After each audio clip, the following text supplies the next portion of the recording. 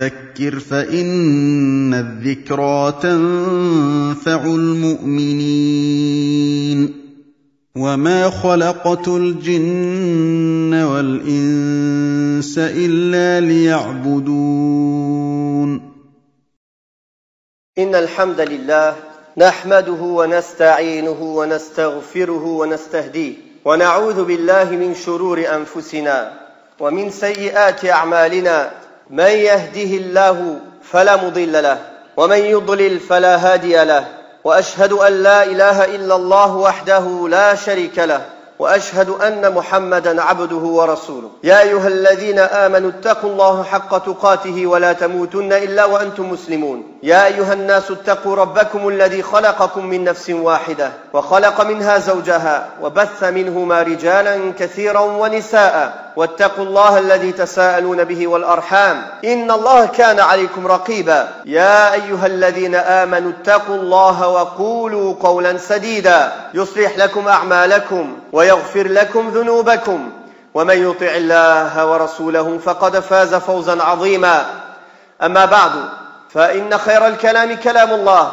وخير الهدي هدي محمد صلى الله عليه وسلم وشر الأمور محدثاتها وكل محدثة بدعة وكل بدعة ضلالة وكل ضلالة في النار. Nous allons parler aujourd'hui de l'histoire de l'islam d'Abu Dharr al-Ghifari radiyallahu anhu, qui est Jundub ibn Junadah, ce compagnon de la tribu de Ghifar.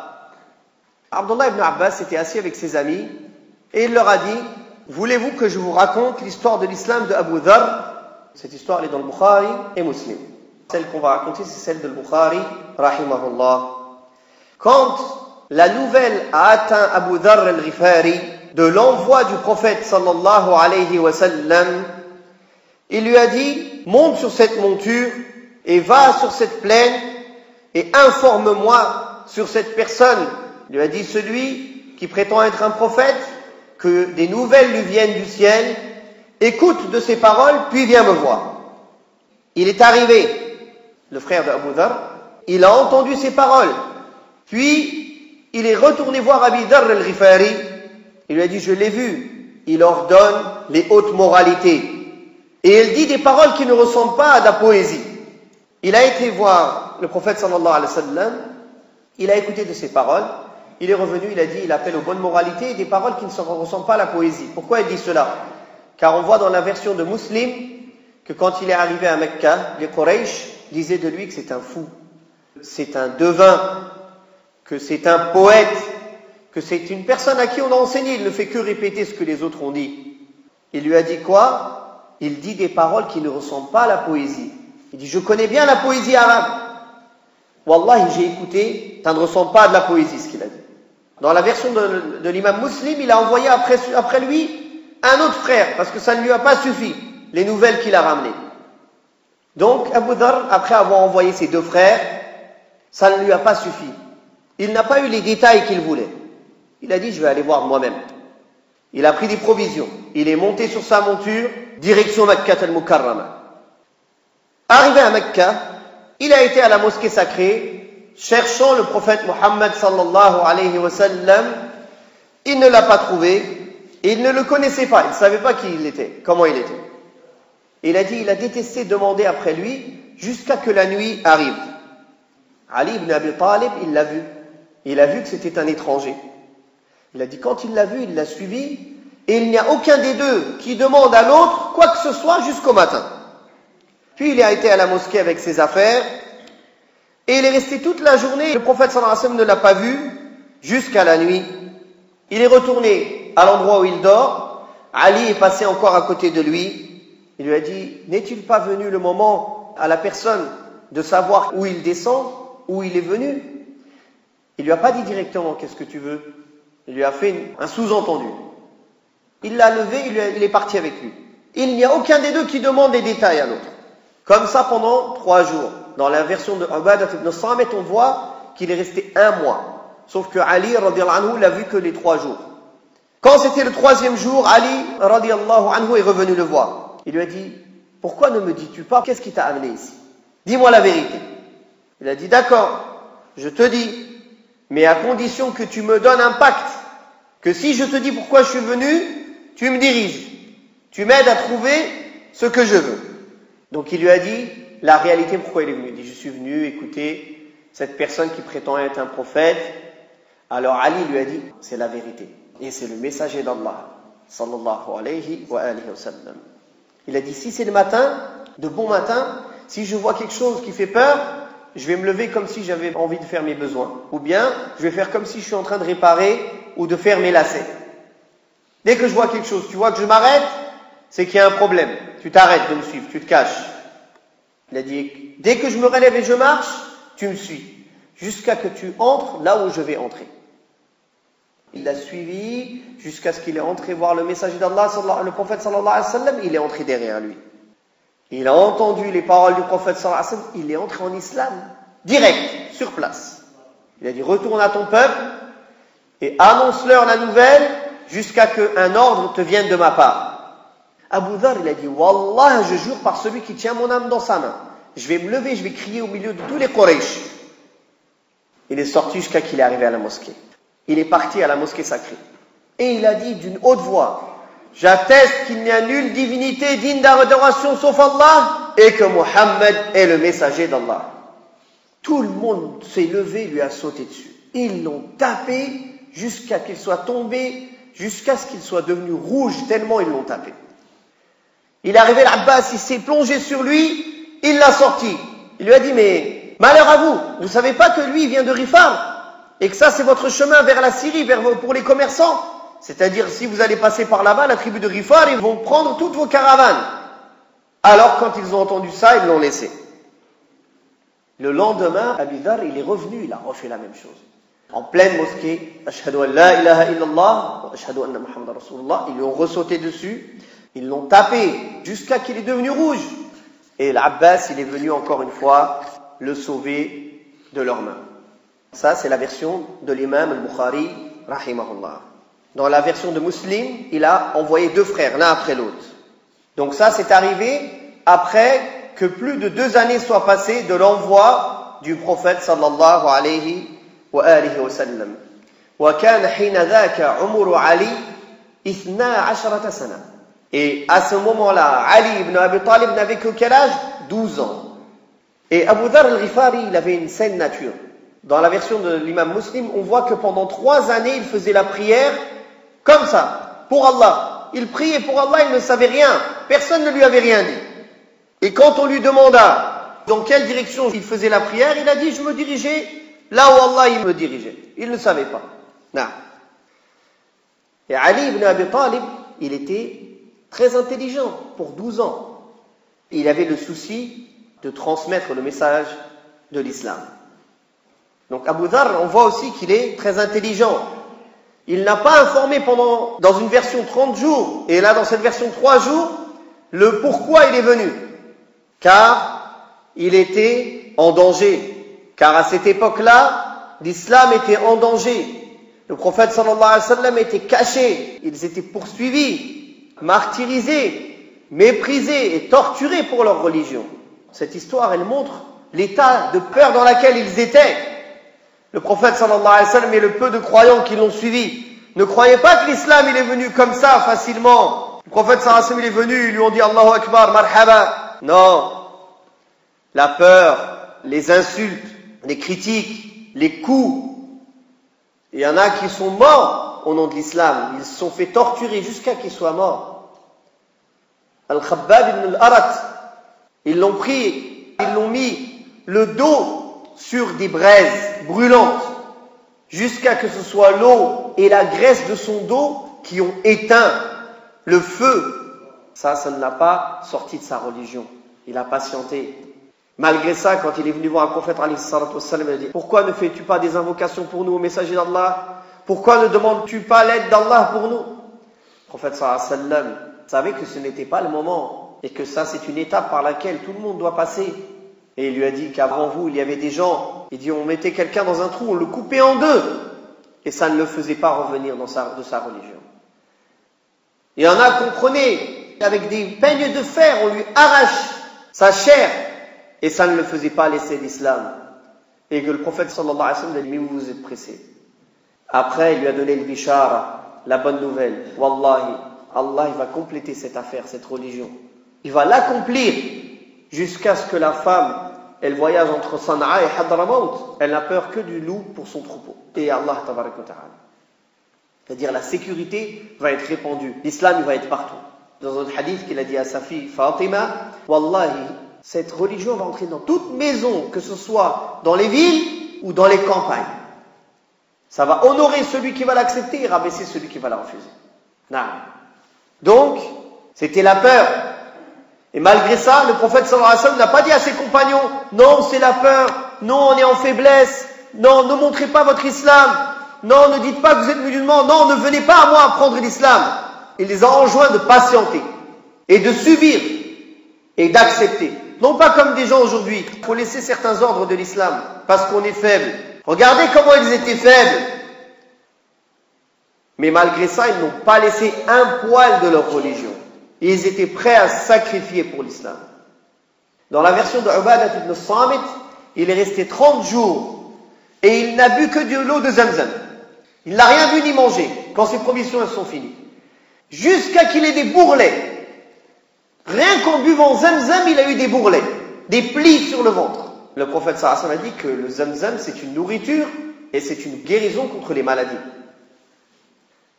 Quand le prophète sallallahu alayhi wa sallam lui a dit retourne à ton peuple et laisse ça en secret jusqu'à que je t'informe. Et il est revenu à Abu Dharr et il a prêché son peuple, son frère Unais est entré en islam, leur mère et la moitié de la tribu de Rifar. Et il a voulu prendre la religion avec poigne. Il n'a pas voulu prendre la facilité que le prophète sallallahu alayhi wa sallam lui a donnée. Il lui a dit tais-toi, ne dis rien, retourne à ton peuple. Lui, quand la douceur de la foi, elle est entrée dans son cœur, il ne voulait pas se taire. Il voulait prendre cette religion avec force, avec poigne. Et il a compris que le prophète sallallahu alayhi wa sallam ne lui a dit ça que pour le protéger. Donc il s'est levé en plein milieu de Masjid al-Haram. À l'époque, c'était que des statues et des Quraysh. Et il a dit Ashhadu an la ilaha illallah wa ashhadu anna Muhammadan Rasulullah. On voit dans cette histoire que l'homme doit chercher la vérité, doit toujours être à la recherche de la vérité. Regardez, si la personne elle dit non, je suis sur la religion de mes parents, ça suffit. Mes parents ils connaissent, je fais comme eux. Aujourd'hui les gens ils ne veulent pas bouger leurs habitudes. Ils ont appris des choses comme ça par héritage, même si tout est mélangé. L'islam qu'aujourd'hui les gens pratiquent, malheureusement, c'est un islam mélangé. Entre l'islam, les habitudes, les coutumes, et même certaines adorations, certaines croyances, elles viennent même des autres religions. Ça n'a rien à voir avec l'islam. Et il ne veut pas se corriger, et il n'aime pas les réformateurs. Quelqu'un qui vient pour réformer, c'est un shaitan, c'est un ennemi. Dès qu'il dit quelque chose qu'il n'a pas l'habitude d'entendre, ça y est, c'est la guerre. C'est ce qu'on a fait au prophète, alayhi salatu wassalam. Ils ont dit au prophète, t'es mieux que ton père, t'es mieux que ton grand-père. Ton grand-père et ton père, ils étaient sur la même religion que nous. Aujourd'hui, c'est ça ce qui se passe. Quand on dit à des musulmans, voilà le Coran, voilà la Sunna, voilà comment l'islam. Lui, te dit, qu'est-ce que tu connais, toi? Mon père, mon grand-père, mon arrière-grand-père, ils sont dans un pays musulman. Ici, là, en France, tu nous apprends l'islam. La preuve, elle est dans le Coran et la Sunna du prophète sallallahu alayhi wa sallam. Elle n'est pas dans les actes que ton père, il a pu faire, ou ton grand-père, ou ton arrière-grand-père. La personne, barakallahu fikum, il doit toujours être à la recherche de la vérité. Toujours se remettre en question. Toujours être prêt à laisser tout pour la vérité. Même si il a son clan, toute sa famille, elle va se lever contre lui. Pour la vérité, il supporte cela. C'est ça le chemin des prophètes. C'est ça le chemin de la sauvée, de la réussite. Non pas de quoi d'être conformiste. Laisse-nous, pourquoi on va faire des problèmes? Dis comme tout le monde dit quelque chose, on dit pareil, ma'alish. La vérité c'est plus cher que tout, plus cher que toi, plus cher que moi, plus cher que toute chose. Subhanallah, tes propres parents que tu aimes, s'ils sont dans une mauvaise religion, est-ce que tu dois leur obéir pour din? Non, tu dois suivre le haqq. Pourtant ça va faire des problèmes dans ta famille quand toi tu vas suivre l'islam et eux ils sont dans une autre religion, n'est-ce pas? Ils vont peut-être te faire la guerre, te sortir de chez toi. Dans certains pays, il y en a qui se font tuer s'ils deviennent musulmans, ils le tuent. Allah il t'a créé pour ça, pour chercher la vérité et de pratiquer la vérité dans ta vie. Même si je t'aime beaucoup, tu es très proche de moi, je ne veux pas te faire de mal, mais l'amour du vrai, il est plus cher pour moi que ton amour. C'est ça notre chemin, barakallahu fikum. Comme il a fait Abu Dharr al-Ghifari, rahimahullah wa radiyallahu anhu. Il supporte les difficultés. Ne crois pas que tu vas chercher la vérité, tu vas suivre la vérité, tout est facile. Il a envoyé 2 frères, ils ont voyagé, puis il a été lui-même. Il est resté 30 jours. Tout ça pourquoi? Pour chercher la vérité. En plus, dans une période et dans un endroit qui était dangereux. Il est arrivé à Mecca. Tout le monde est contre le prophète sallallahu alayhi wa sallam. S'il dit pourquoi il est venu, regardez ce qu'ils lui ont fait. Ils l'ont tapé, ils ont failli le tuer. Si l'Abbas, s'il n'est pas venu le sauver, ba'd Allah subhanahu wa ta'ala, après Allah tabarak wa ta'ala. La parole du prophète sallallahu alayhi wa sallam, elle rentre directement, elle touche les cœurs. Et son frère, il a reconnu. Il a dit, je connais la poésie. C'est une parole, j'ai jamais entendu une parole comme ça. Je sais pas c'est quoi. C'est pas de la poésie, c'est pas de la sorcellerie. Comme on voit dans l'histoire aussi de Tufayl al-Dawsi. Tufayl al-Dawsi, de la tribu de Daws. Qui peut me dire qui était de la tribu de Daws? Quelqu'un de très connu. Abu Huraira radiyallahu anhu. Qui l'a appelé vers l'islam? C'est Tufayl al-Dawsi. Tufayl al-Dawsi, il est venu, ils ont tellement parlé sur le prophète alayhi salatu wassalam en mal, ils ont tout dit sur lui. Menteur, sorcier, tellement ils ont sali son image, qu'il a eu peur. Il a mis du coton dans ses oreilles. Il a dit, subhanallah, je ne veux pas l'écouter, il va m'ensorceler, Hada. Ils ont dit, attention, Rudbal, n'écoute pas, il va t'ensorceler, Hada. Après, il a réfléchi, il a dit, mais subhanallah, moi je suis quelqu'un d'intelligent, je connais la poésie arabe, je connais qu'est-ce que c'est de la sorcellerie. Je vais écouter. Et je vais voir si c'est vrai ou si c'est faux. Et il est retourné lui aussi. Il a appelé la tribu de Daws. Parmi ceux qui sont entrés en islam, il y a qui? Abu Huraira radiyallahu anhu. Et il est venu rejoindre le prophète sallallahu alayhi wa sallam al-Madina. Et il est resté avec lui tout le temps. Pendant très peu de temps. Mais il est resté avec lui tout le temps. Et combien de hadiths il nous a transmis. Le prophète sallallahu alayhi wa sallam a fait dua pour lui, pour Abu Huraira. Pour qu'il n'oublie pas. C'est pour ça qu'il a appris beaucoup plus que les autres. Il dit, quand vous étiez dans vos marchés, vous étiez en train de travailler, moi je mettais une pierre sur mon ventre, j'avais faim pour rester avec le prophète sallallahu alayhi wa sallam, pour apprendre le hadith.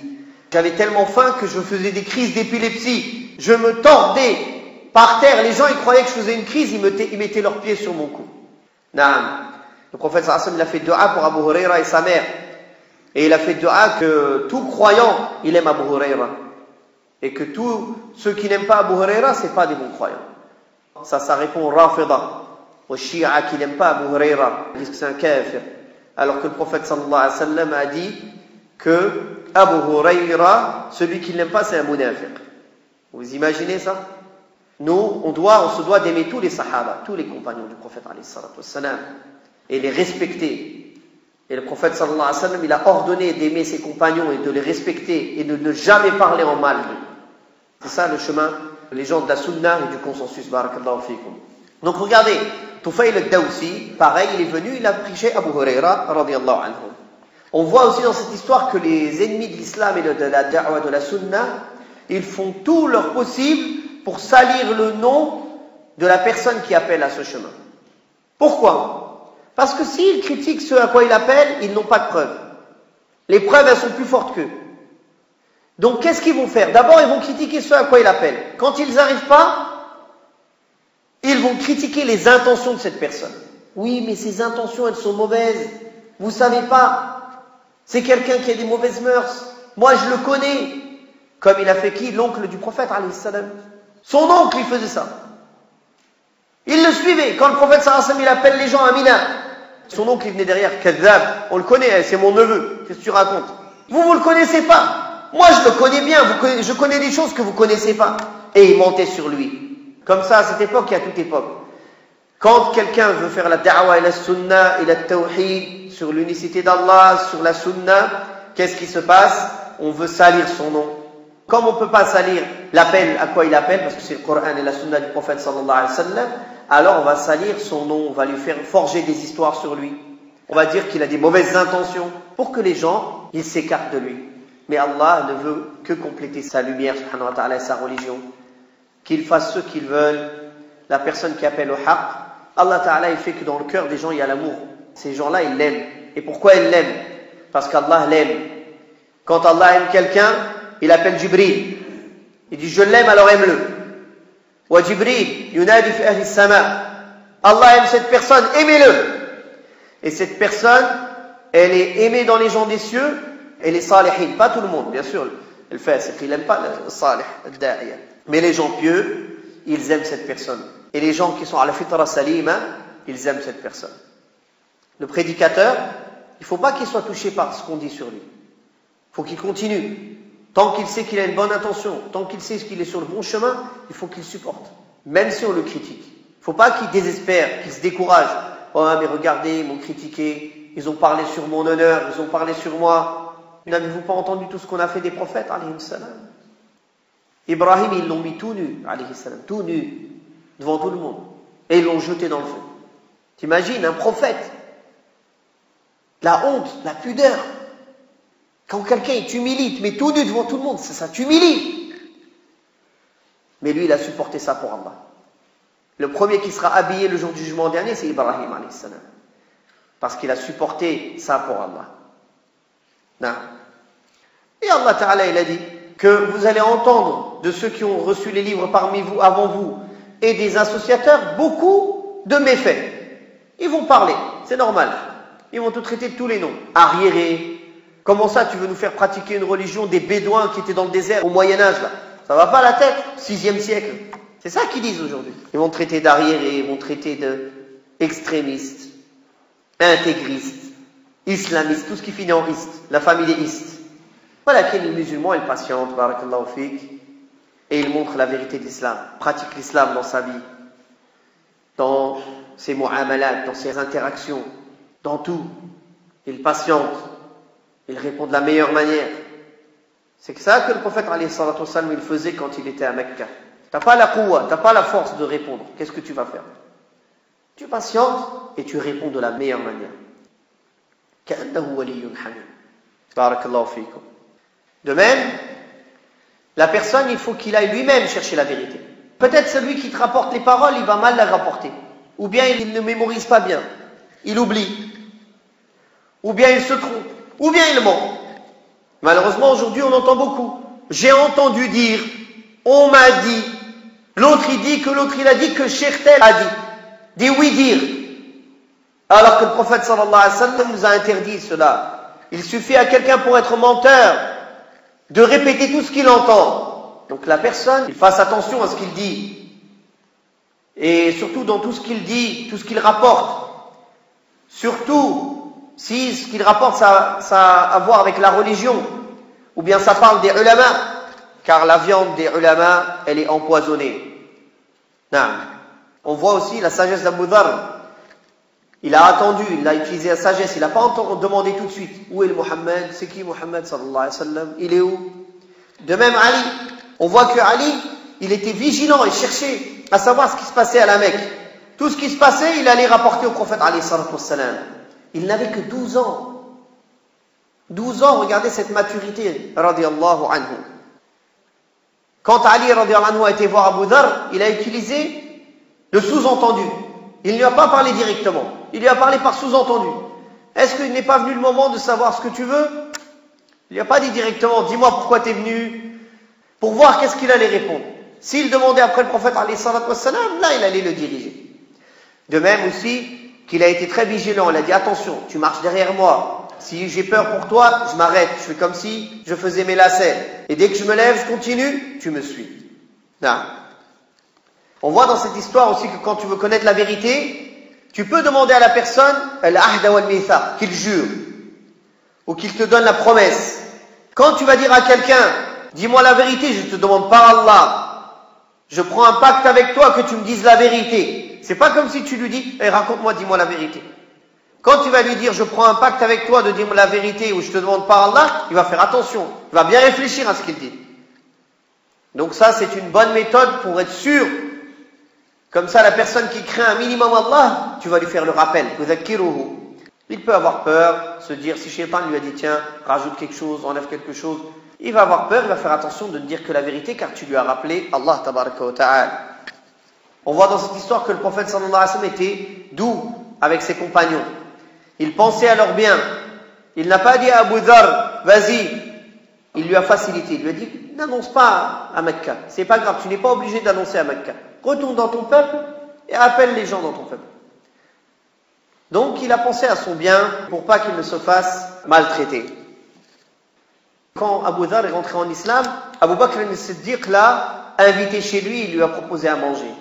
Et ça c'est important que nous aussi, barakallahu fikum, quand on connaît des convertis, on les invite chez nous. Un jour lui il l'invite, un jour l'autre il l'invite, un jour l'autre il l'invite. Il va se sentir comme une famille, qu'il a des frères, des gens qui s'occupent de lui. Mais aujourd'hui ici, nous en France, tellement il y a des convertis, on ne fait même plus attention à eux, on les laisse tout seuls. Ils ne trouvent pas chez leurs frères musulmans des gens qui s'occupent d'eux, qui les aident quand ils ont des difficultés. Et ça, des fois, il y en a, malheureusement, ils faiblissent, ils peuvent même laisser l'islam, il y a le tête d'aune. Barakallahu fikum, ça fait partie de notre responsabilité de s'occuper des nouveaux musulmans. Barakallahu fikum, de les inviter, de voir leur situation. S'ils ont besoin même d'une aide financière, on les aide. Tellement il y a de convertis, on ne fait plus attention. Ah, t'es converti, c'est bien. Allez, salam alaikum. On le laisse tout seul, il a des problèmes, il n'a pas de problème. Sa famille, ils l'ont mis dehors, ou ils l'ont pas mis dehors, ou il n'arrive pas à jeûner Ramadan, ou il arrive à jeûner, il n'arrive pas à faire ses prières. Personne ne se soucie de lui. On va rendre des comptes sur ça, barakallahu fikum. On voit que le prophète sallallahu alayhi wa sallam donnait beaucoup d'importance à envoyer des prédicateurs partout. Il ne demandait pas à tout le monde de rester avec lui. Mais quand il venait entrer en islam, il dit retourne dans ton peuple, appelle à l'islam. Abu Dharr, la moitié de son peuple, ils sont entrés en islam. Tufayl al-Dawsi, il est retourné, il a fait da'wa, il a ramené Abu Huraira et une partie de son peuple. 80 de son peuple, ils sont entrés en islam. 80. Parmi ces 80-là, il a ramené Abu Huraira, radiyallahu anhu. Les gens qui apprennent la religion dans les universités islamiques, dans les pays musulmans, ils apprennent, après ils restent là-bas. Si tout le monde fait ça, qui va revenir ici enseigner aux gens? La majorité des pays qui sont entrés en islam, c'est pas par les batailles. Certaines sont entrées avec des batailles, et certaines d'autres, elles sont rentrées avec des commerçants, des gens qui étaient en Inde, des gens qui étaient en Indonésie, qui faisaient du commerce, ils faisaient de la da'wa, ils montraient qu'est-ce que c'est l'islam, ils appelaient les gens à l'islam par leur comportement, moralité, par leurs paroles, partout. Partout où tu es un représentant de l'islam, barakallahu fiik. Naam. On voit dans cette histoire le courage et la détermination d'Abu Dharr al-Ghifari. Le prophète sallallahu alayhi wa sallam lui a donné la permission de ne pas annoncer l'islam à la Mecque, mais lui, il a préféré prendre l'ordre au sérieux et avec force. Comme il a dit Ibn Hajar al-Asqalani, si la personne, elle risque sa vie ou elle risque sa santé quand elle va annoncer quelque chose parmi les paroles de vérité ou l'islam, est-ce qu'il le fait ou non? Il a dit ça, on regarde la maslaha, l'utilité. S'il y a une utilité pour l'islam et les musulmans, il peut le faire. Comme par exemple, faire montrer aux gens qui n'aiment pas l'islam que quoi que vous fassiez, ça ne nous faiblira jamais. Quoi que vous fassiez, vous ne pourrez pas éteindre cette lumière. Ils vont voir, subhanallah, quoi qu'on fasse, ces gens-là, ils ne faiblissent pas. Alors eux, ils faiblissent. Par contre, quand les ennemis de l'islam, ils utilisent des moyens pour nous affaiblir, pour nous faire peur, et nous, on a tous faibles, on a tous peur, ils vont dire ça marche, on va continuer jusqu'à qu'ils arrêtent. Et dans barakallahu fikum, des fois, c'est une bonne chose de montrer que quoi que vous fassiez, nous, on reste ferme sur notre religion. On ne faiblit pas. Ça, c'est ça qui va montrer que ça sert à rien de nous combattre, mais plutôt il faut essayer de discuter avec nous et de travailler ensemble. Mais quand nous, on va faiblir sous les pressions, quand les pressions elles sont faites de force et on faiblit, c'est un mal pour l'islam. C'est un message qu'on envoie, continuez ainsi, vous réussissez, ça marche. La personne, il faut qu'il soit ferme et qu'il ne réponde pas aux pressions, qu'il ne faiblisse pas face aux pressions, barakallahu fikum, et qu'il reste ferme sur les ordres de sa religion. On voit aussi que dans cette histoire que les gens dotés de raison, c'est eux qui profitent. Mais les gens qui suivent, les conformistes, ils suivent le groupe. Tout ce que tout le monde fait, je fais pareil. C'est juste qu'ils ont une pensée consommée. Des consommateurs d'idées.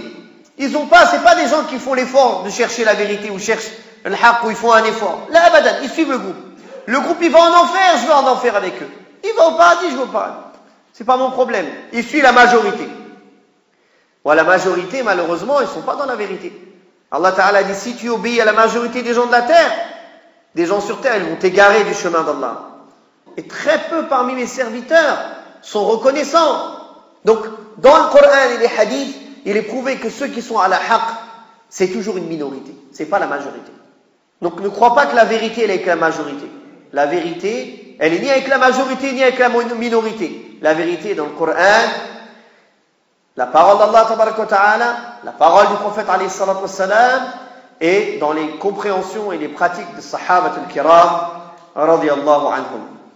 On voit aussi que les gens qui ne croient pas en Allah au jour dernier, la seule chose qui peut les arrêter, c'est quand ils ont peur de perdre leur dunya, leur matériel. Al-Abbas a réussi à les arrêter quand il tapait Abu Dharr al-Ghifari. Il a dit attention, vos commerçants ils passent par la tribu de Ghifar. Votre commerce il va en pâtir.